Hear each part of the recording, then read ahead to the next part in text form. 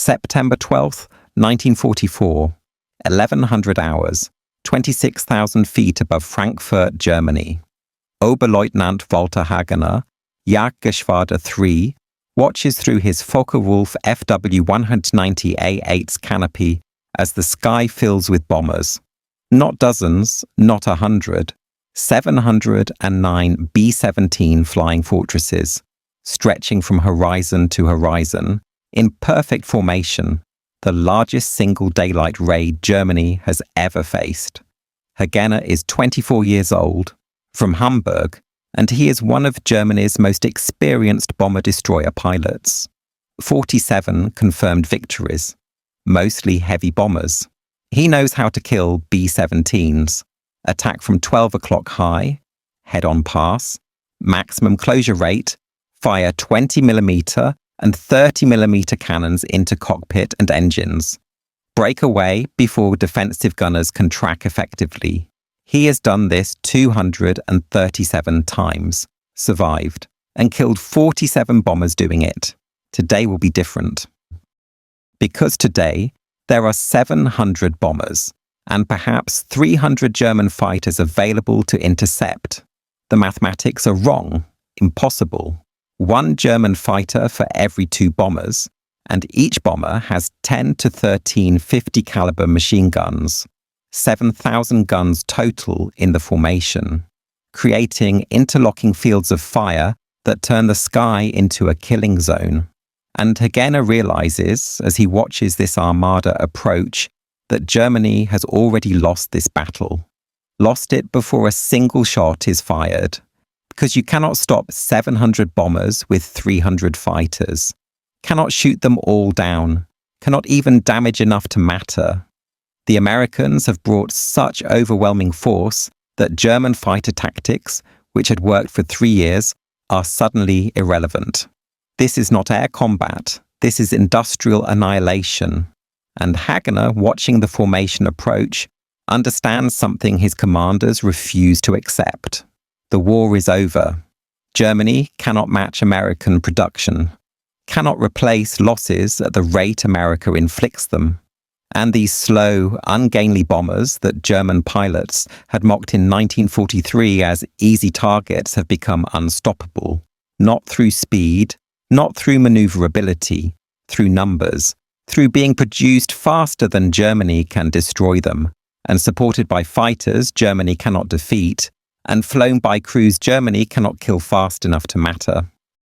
Hagener pushes his throttle forward, begins his attack run, because orders are orders, and German pilots do not surrender.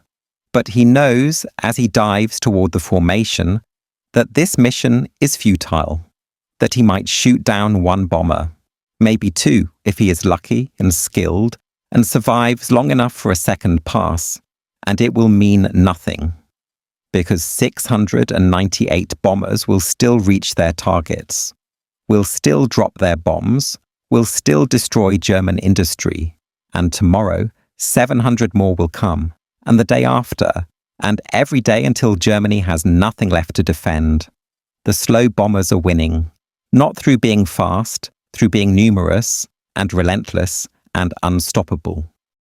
This mission, September 12, 1944, represents the moment when German fighter defense of the Reich collapsed under the weight of American production, when Luftwaffe tactics, which had inflicted terrible losses on early bombing raids, became mathematically inadequate against the scale of American operations, and when the B-17 Flying Fortress, which German pilots had initially dismissed as a slow, vulnerable target, proved to be the weapon that destroyed Germany's industrial capacity, not through individual excellence, through mass production and systematic employment.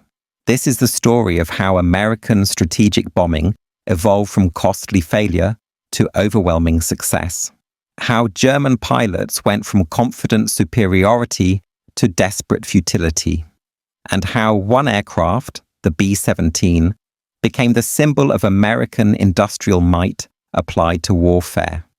The laughter stopped in 1943, when formations grew too large to stop, The realization came in 1944, when 700 bombers crossed the Rhine in a single day, and the end came in 1945, when nothing remained to bomb, because the slow American bombers had already destroyed it all. Oberleutnant Walter Hagener was real.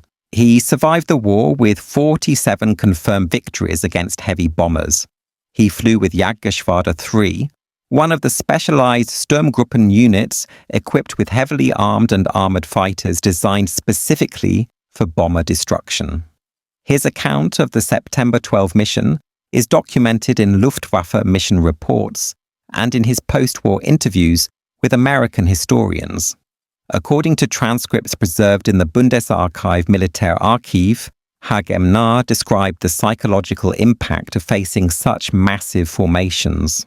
When we first encountered American bombers in 1942 and early 1943, the formations were small, 50 bombers, perhaps 100, and we could mass our forces against them, attack with a numerical advantage, achieve significant kills.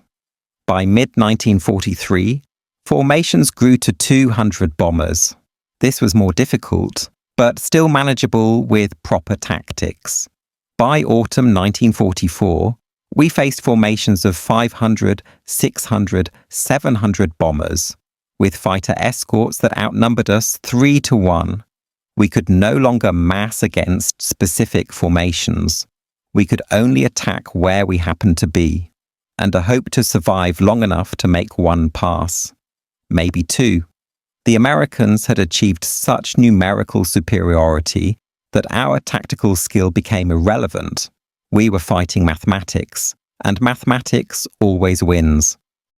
The Boeing B-17 Flying Fortress was designed in 1934 as a coastal defense bomber.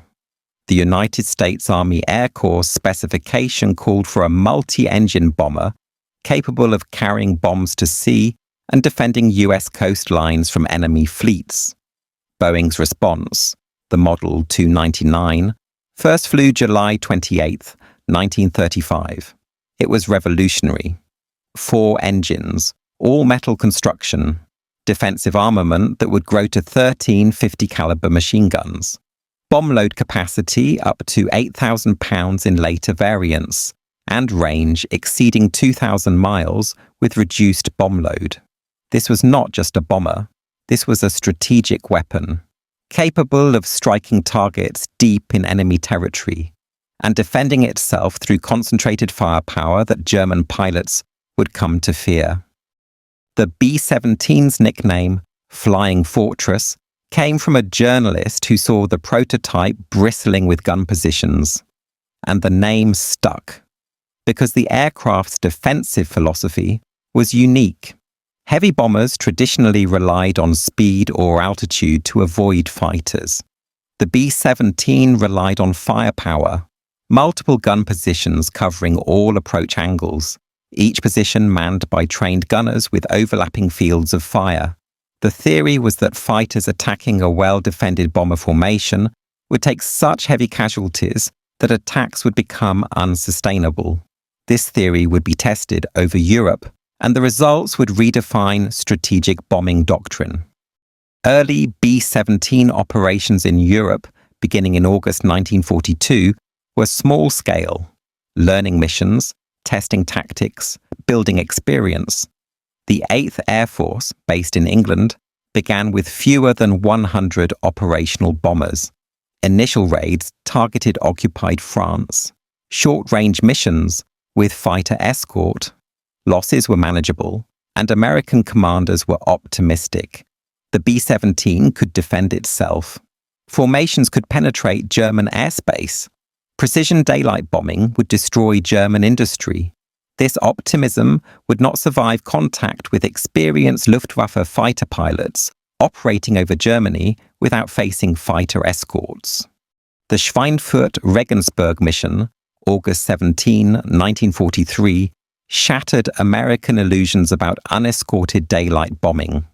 376 B-17s attacked ball-bearing plants at Schweinfurt and aircraft factories at Regensburg. Both targets were deep inside Germany. Beyond fighter escort range, German fighters intercepted in force, and the slaughter began. 60 B-17s shot down, over 600 aircrew killed or captured, loss rate 16%. This was unsustainable. The 8th Air Force could not maintain operations if 1 in 6 bombers was lost per mission. And the second Schweinfurt raid, October 14, 1943, was worse. 291 bombers dispatched, 60 lost, 210 aircrew killed, 594 captured or missing, 20% losses. Deep penetration raids into Germany were suspended. American strategic bombing doctrine faced potential collapse.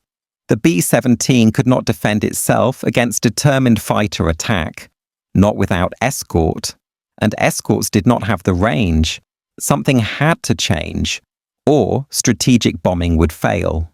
German pilots' assessment of the B-17 in 1943 was mixed. The aircraft was rugged, could absorb tremendous battle damage and continue flying. Stories circulated of B-17s returning to England with engines destroyed, control surfaces shot away, and fuselage riddled with cannon holes. Still flying, still bringing crews home. Major Egon Meyer, Jagdgeschwader II, one of Germany's most successful bomber-destroyer pilots with 102 victories, described the B-17's toughness in post-war testimony. According to United States Strategic Bombing Survey interviews, Meyer stated, "The B-17 was the most difficult aircraft to shoot down that I encountered. You could hit it with 20mm cannon, 30mm cannon, and it kept flying. The engines were reliable, the structure was strong, and the crew fought back. American gunners were well trained. Their 50 caliber machine guns had excellent range and hitting power. Attacking a B-17 formation required courage, because you knew you would be hit.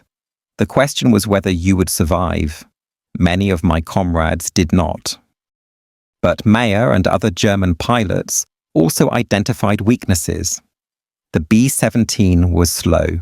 Maximum speed 287 miles per hour at 25,000 feet. German fighters could reach 400 miles per hour or more. This speed differential allowed fighters to choose engagement conditions, attack from advantageous positions, disengage before defensive fire became too dangerous, and reset for another attack. The B-17's defensive armament, while heavy, had limitations. The chin turret, added in the B-17G model, covered the forward approach, but converging attacks from multiple angles could overwhelm gunners, and certain attack angles, particularly head-on at 12 o'clock high and low 6 o'clock, were difficult to defend. German pilots developed tactics exploiting these weaknesses, and at Schweinfurt, those tactics worked devastatingly well. The German perspective after Schweinfurt was cautiously optimistic. Generalleutnant Adolf Galland, General of Fighters, analysed the battles in tactical directives issued in late 1943. According to declassified Luftwaffe documents, Galland assessed, American daylight bombing can be defeated through concentrated fighter attack on unescorted formations. Losses of 15 to 20% per mission are unsustainable for the enemy.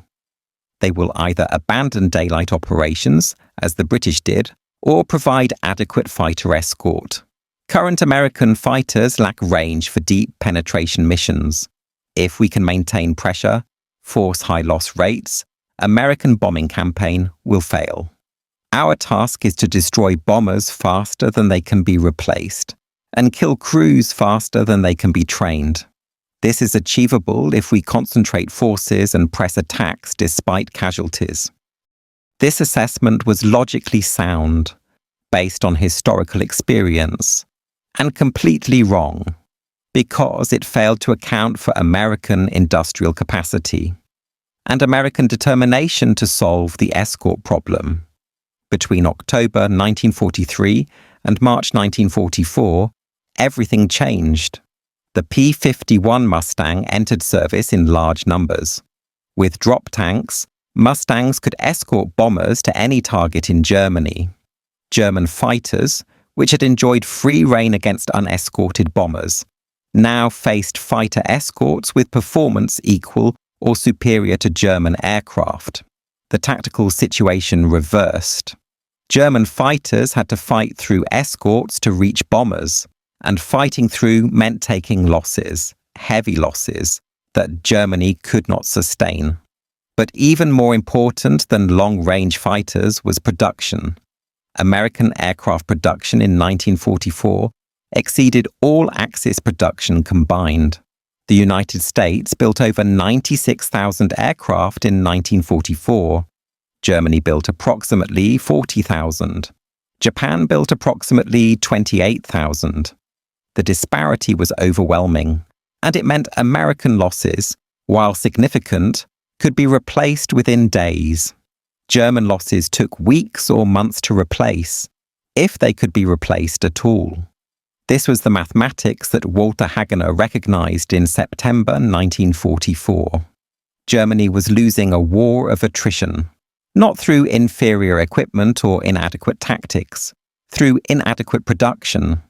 America could build bombers and fighters faster than Germany could destroy them, and train crews faster than Germany could kill them. This was industrial warfare, and Germany was overmatched. The Big Week operations in February 1944 demonstrated American numerical superiority decisively. From February 20th to February 25th, 8th and 15th Air Forces launched maximum effort attacks against German aircraft production facilities. Over 3,500 heavy bomber sorties, escorted by over 3,000 fighter sorties.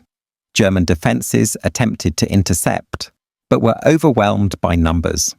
According to 8th Air Force combat operations reports, American bombers claimed over 500 German fighters destroyed in air combat during Big Week. German records confirm losses of approximately 460 aircraft, with 299 pilots killed. These were losses the Luftwaffe could not afford. Experienced pilots, taking years to train, killed in 6 days, and American losses, while significant, were sustainable. 226 bombers lost, over 2,000 aircrew casualties. But replacement aircraft and crews were already in the pipeline. America could sustain this exchange rate indefinitely. Germany could not. Oberst Hannes Trautloft, Geschwaderkommodore of Jagdgeschwader 54 and later inspector of day fighters, analysed a Big Week in post-war interrogations. According to Air Force Historical Research Agency documents, Trautloft stated, "Big Week was the turning point. We lost pilots we could not replace, aircraft we could not rebuild quickly enough, and the Americans demonstrated they could maintain this operational tempo indefinitely. We could achieve local tactical victories, shoot down individual bombers, but we could not stop the raids, could not prevent bombs from reaching targets, and our losses in pilots and aircraft were unsustainable. After Big Week, we were fighting defensive war of attrition we could not win. The Americans had too many bombers, too many fighters, and too many trained crews. We were drowning in their numerical superiority." The B-17's evolution during the war reflected American industrial sophistication. Early B-17E models had limited defensive armament. As combat revealed weaknesses, improvements were implemented rapidly. The B-17F added additional gun positions. The B-17G, which became the definitive model, added chin turret to defend against head-on attacks. Remote-controlled turrets were considered but not implemented due to complexity and weight. Instead, Boeing focused on reliability and production volume. Over 12,700 B-17Gs were built, more than any other variant. This production volume, combined with continuous improvements based on combat feedback, meant American bombers arriving in Europe in 1944 were more capable and better defended than earlier versions, while German fighters were essentially the same aircraft flying in 1942, improved in detail but not fundamentally different. American improvement curve exceeded German improvement curve, and the gap widened through the war. The defensive firepower of a B-17G was formidable. 13 50 caliber M2 Browning machine guns, 2 in chin turret, 2 in top turret, 2 in ball turret, 2 waist guns, 2 in tail, 1 in radio room, 2 cheek guns. Rate of fire approximately 850 rounds per minute per gun. Effective range approximately 1,000 yards. A bomber formation of 50 aircraft had 650 guns, creating a defensive box where attacking fighters faced concentrated fire from multiple aircraft. German fighter pilots described attacking formations as flying through a wall of tracers. Every approach angle covered, every attack met with defensive fire. And American gunners, while not as experienced as German pilots, were trained adequately and had ammunition to spare. A well-executed formation attack required courage bordering on recklessness, because hits were inevitable. The question was whether those hits would be survivable. Major Wilhelm Moritz, Jagdgeschwader 53, described the experience of attacking B-17 formations in his post-war memoir. You would select your target, usually a bomber on the edge of formation, less defensive support from neighbors, and you would dive to build speed, approach from the most advantageous angle, usually 12 o'clock high, where you had maximum energy and minimum exposure time, and you would open fire at 800 meters, cannons first, then machine guns as you closed, and the entire time, tracers are passing your canopy, hitting your aircraft, and you focus on the target. Fire until you must break away, typically at 200 meters.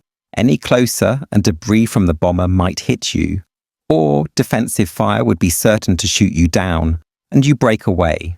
Hard, pull maximum G and assess damage to them and to you. Sometimes the bomber would fall, smoking, out of control.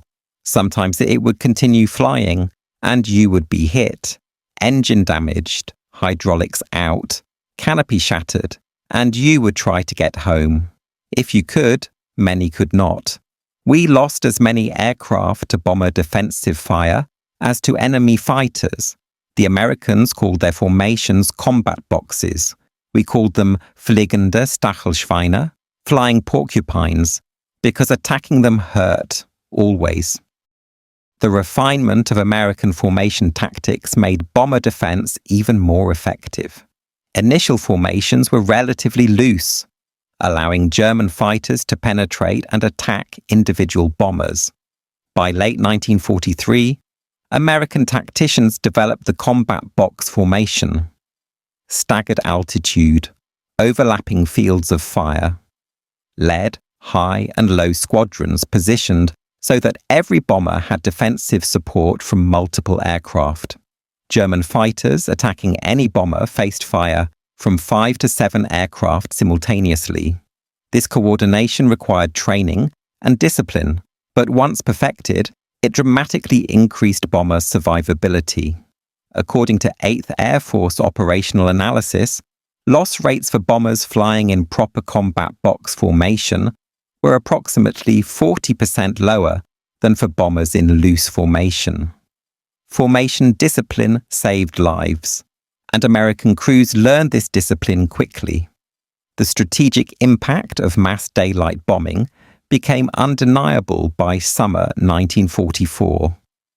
German industrial production peaked in July 1944, but the output was increasingly consumed, replacing destroyed facilities and equipment. Oil production collapsed under repeated bombing. Aircraft production was disrupted, transportation networks were crippled, and the cumulative effect was economic paralysis. Germany could still produce weapons, but could not transport them to front lines, could not fuel vehicles and aircraft, could not coordinate production across multiple facilities.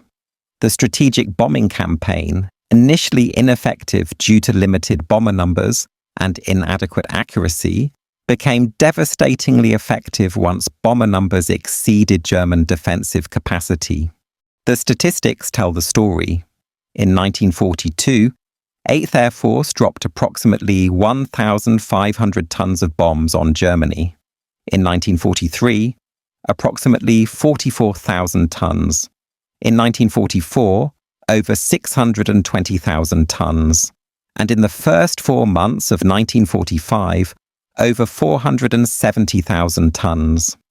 This escalation overwhelmed German defences and destroyed German industry systematically, not through pinpoint accuracy, through mass, dropping so many bombs that missing targets by hundreds of feet still caused significant damage, and repeating attacks until targets were completely destroyed. This was industrial warfare applied to strategic bombing. And it worked. The human cost on bomber crews was severe. 8th Air Force suffered over 47,000 casualties during the war. Over 26,000 killed. This was higher casualty rate than any other American military branch except Marines. Completing a 25-mission combat tour, the initial requirement, had approximately 50% survival probability in 1943. Later increased to 35 missions as loss rates decreased with improved fighter escort and German fighter decline. But even with lower loss rates, combat was dangerous. Anti-aircraft flak was the primary killer, accounting for approximately 65% of bomber losses. German 88mm flak guns could reach 35,000 feet and fired time-fused shells that exploded in predicted bomber positions, creating shrapnel clouds that damaged aircraft and killed crews. Flying through flak was terrifying. Pilots could not evade, had to maintain formation and speed, and hope the shells exploded away from their aircraft. Many did not. Bombers returned with holes throughout their structure, sometimes with crew casualties, sometimes with critical systems destroyed, and sometimes they did not return at all. Lieutenant Robert Morgan, pilot of the B-17 Memphis Belle, one of the first crews to complete 25 missions, described the experience in his memoir. Every mission was a calculated risk. You knew the odds, knew some crews would not return, and you hoped it would not be yours. The Germans had excellent anti-aircraft defences. Their fighters were aggressive and skilled, and mechanical failure could kill you as quickly as enemy action. But we flew anyway, because the job required it, because stopping meant letting down the crew, and because we believed daylight precision bombing would help end the war faster. Whether that belief was correct, I cannot say with certainty, but we did our duty and paid the price it demanded. The German response to overwhelming bomber numbers was desperation tactics. The Sturmgruppen, specialized assault units, were formed in early 1944. These units flew heavily armed and armored fighters, F-190A8, Sturmbok variants with additional armor plate, reduced ammunition to save weight, and heavier cannon armament. The concept was to break through fighter escorts, accept losses, and destroy bombers through close-range attacks. Pilots were instructed to close to within 100 meters before firing, maximizing hit probability, and even to ram bombers if necessary. This was not official doctrine, but some pilots did it, sacrificing themselves to destroy bombers. These tactics achieved local successes, but could not alter the strategic situation. Because even if Sturmgruppen destroyed 10% of an attacking force, 90% still reached targets. And the next day, another 700 bombers would come. The mathematics remained unforgiving. Major Walter Dahl, who commanded Jagdgeschwader 300 and pioneered Sturmgruppen tactics, described the futility in post-war statements. According to US Strategic Bombing Survey transcripts, Dahl said, "We developed tactics that maximized bomber kills per sortie, heavy armor, heavy armament, close-range attacks. Our pilots were brave, flew into defensive fire that would have stopped less determined men, and we achieved good kill ratios on missions we flew. But we flew too few missions, had too few aircraft, faced too many bombers. For every bomber we destroyed, 2 more were built. For every pilot we killed, 3 more were trained. We were winning tactical victories in a strategic defeat. And by late 1944, we knew the war was lost, but we fought on, because that was our duty." The introduction of jet fighters, the Messerschmitt Me-262, offered theoretical possibility of defeating American bomber formations. The Me-262 was 100 miles per hour faster than any Allied piston fighter, could climb rapidly, attack bombers, and escape before escorts could respond. If produced in adequate numbers with sufficient fuel and experienced pilots, Me-262s might have disrupted American bombing operations. But none of these conditions existed. Me-262 production reached approximately 1,400 aircraft total. Fuel was scarce, and experienced pilots were dead or depleted. The few operational Me-262 units achieved some successes, but could not affect strategic outcome. Technology alone cannot win wars. Technology must be produced at scale, supplied with resources, and operated by trained personnel. Germany had the technology, lacked everything else. America had adequate technology and overwhelming scale in everything else. This determined the outcome. The mission on September 12, 1944, which opened this account, targeted oil refineries and transportation infrastructure around Frankfurt and beyond. 709 B-17s from 8th Air Force, escorted by approximately 600 fighters. German air defense scrambled approximately 300 fighters, attacked in scattered groups, and achieved minimal success. American losses were 12 bombers, less than 2%. German losses were approximately 40 fighters, with 29 pilots killed. The exchange ratio had shifted decisively. German fighters were now losing 3 aircraft for every bomber they destroyed. This was unsustainable, and it continued, day after day, week after week, until German fighter defense of the Reich collapsed from attrition, not defeated in single climactic battle, ground down through systematic numerical superiority that Germany could not counter. Oberleutnant Walter Hagenaar survived the September 12 mission, shot down 1 B-17, his 47th and final victory. His aircraft was hit by defensive fire during the attack, engine damaged, forced to belly land in a field near Frankfurt. He survived, was reassigned to jet fighter training. But the war ended before he flew combat in Me-262s. In post-war interviews, Hagenaar reflected on the evolution of the air war over Germany. In 1943, we believed we could stop American daylight bombing. We had skill, experience, excellent aircraft, and we were achieving high kill ratios. But by 1944, numbers overwhelmed skill. They sent so many bombers that our victories became meaningless. We could shoot down 50 bombers and not affect the mission, because 650 still reached targets. This was industrial warfare, and we lost, not through inferior tactics or inadequate courage, through inadequate production. They built more bombers and fighters than we could destroy, trained more crews than we could kill, and sustained losses that would have stopped any previous military force. The B-17 was not the best bomber of the war technically. Soviet P-8 had better performance. British Lancaster had better bomb load, but the B-17 was good enough, and America built 12,000 of them. That combination, adequate performance in overwhelming numbers, that defeated us. We mocked the slow American bombers, called them easy targets, and initially they were. But when 700 of them filled the sky, when defensive fire from 7,000 guns turns the air into a killing zone, when fighter escorts outnumber you 3-1, speed and maneuverability become irrelevant. You cannot stop them all, cannot even stop enough to matter. And that realization that our tactical victories were meaningless against their strategic scale, that was the moment we knew the war was lost.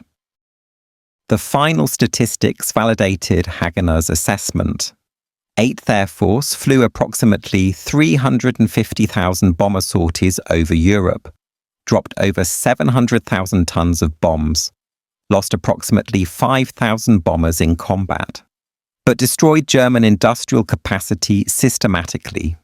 Oil production dropped 90% between May 1944 and March 1945. Aircraft production, despite dispersal efforts, declined at 60% in the same period. Transportation networks collapsed. Cities were devastated, and German military effectiveness declined as fuel, ammunition, and equipment became scarce. The strategic bombing campaign worked, not through precision, through mass, and the B-17 Flying Fortress was the primary weapon delivering that mass. Post-war analysis by both American and German historians confirmed strategic bombing's impact. The United States Strategic Bombing Survey concluded that strategic bombing reduced German war production by approximately 45 to 50% below what it would have been without bombing. Albert Speer, German Minister of Armaments, stated in post-war interrogation that strategic bombing was one of the 3 decisive factors in German defeat, along with Soviet ground offensive and Allied naval blockade. Speer estimated that without strategic bombing, Germany could have sustained war effort 1 to 2 years longer. Whether this would have changed the ultimate outcome is debatable, but it would have increased casualties significantly. Strategic bombing shortened the war, and the B-17 was the primary weapon that made it possible. The legacy of the B-17 extends beyond World War II. The aircraft established doctrine for strategic bombing that influenced military thinking through the Cold War. The concept of using precision-guided weapons to destroy specific targets is descendant of daylight precision bombing attempted with B-17s. Though technology has advanced dramatically, the core principle remains: destroy enemies' ability to wage war by destroying industry and infrastructure. The B-17 proved this could be done. If you had enough bombers, enough escorts, enough trained crews, and enough determination to sustain losses necessary to achieve strategic objectives. German pilots laughed at slow American bombers in 1942, called them flying coffins, easy targets for experienced Luftwaffe pilots. And initially, they were correct. Small formations of unescorted B-17s were vulnerable, suffered heavy losses, and strategic bombing seemed poised to fail. But America adapted, increased bomber production to overwhelming levels, developed long-range fighters that neutralized German defensive advantage, and refined tactics that maximized bomber survivability. By 1944, the laughter had stopped. German pilots faced formations so large that tactical victories were meaningless. Flew missions knowing survival was unlikely, and watched as their homeland was systematically destroyed by aircraft they had once mocked. The B-17 was slow, maximum speed under 300 miles per hour. It was vulnerable, could be shot down by determined fighter attack. It was not the best heavy bomber technically, but it was good enough, and America built over 12,700 of them, produced them faster than Germany could destroy them, crewed them faster than Germany could kill the crews, and employed them with such systematic determination that German defences collapsed under the weight. Not defeated, overwhelmed by industrial capacity applied to warfare with relentless mathematical efficiency.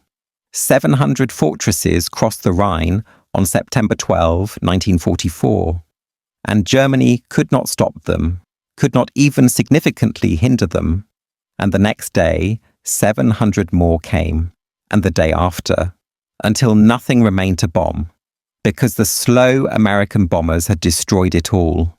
Through being numerous, through being persistent, and through proving that in industrial warfare, adequate performance at overwhelming scale defeats technical perfection in limited numbers. Always, without exception. The mathematics are unforgiving, and America had the numbers. Germany did not. The outcome was inevitable, and written in the sky over Germany by formations of B-17 flying fortresses. That German pilots had once laughed at, until they realized too late, that the laughter was on them,